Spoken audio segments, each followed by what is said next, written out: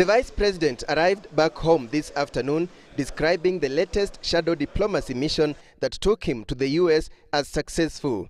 It is therefore not possible for the world to ignore what the African countries are saying with regard to Kenya's request.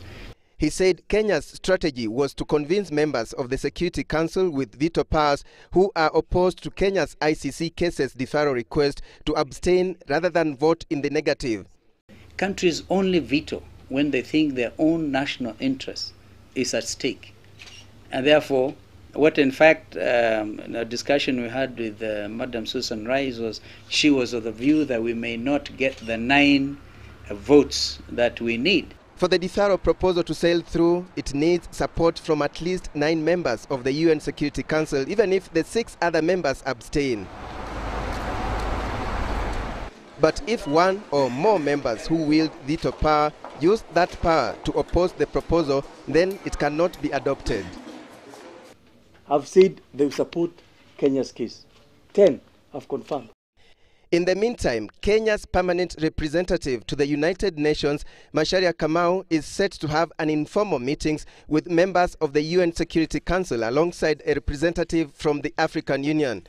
Kenya is not a member of the council, but Kalonzo's hope is that the consultations will go a long way in convincing members that they have a strong case for deferment.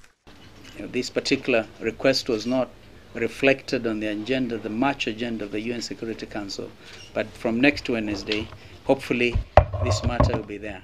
However, Reuters is quoting a Western diplomat who sought anonymity as saying that Kenya's deferral bid was futile as he does not know of a single UN Council member who actively supports the proposal. The US, the UK and France, who are permanent members of the Council, have said they will oppose Kenya's bid. Well, we've made our position very clear. As far as we're concerned, we don't think that Article 16 deferral of these cases is appropriate. President Mwai Kibaki is, however, not letting up.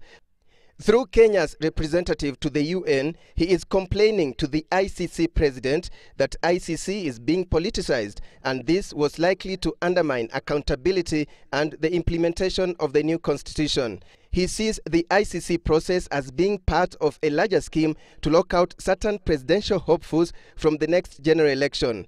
He says there is no doubt that the post-election violence suspects will be pursued, but adds that this is a political problem that requires a political solution which only the UN Security Council can effect. Now, Kenya's proposal is not yet on the agenda for this month, whose sessions are chaired by China. And remember, a proposal can only be introduced for consideration by a member country. Alex Chamwada, Citizen Weekend, Nairobi.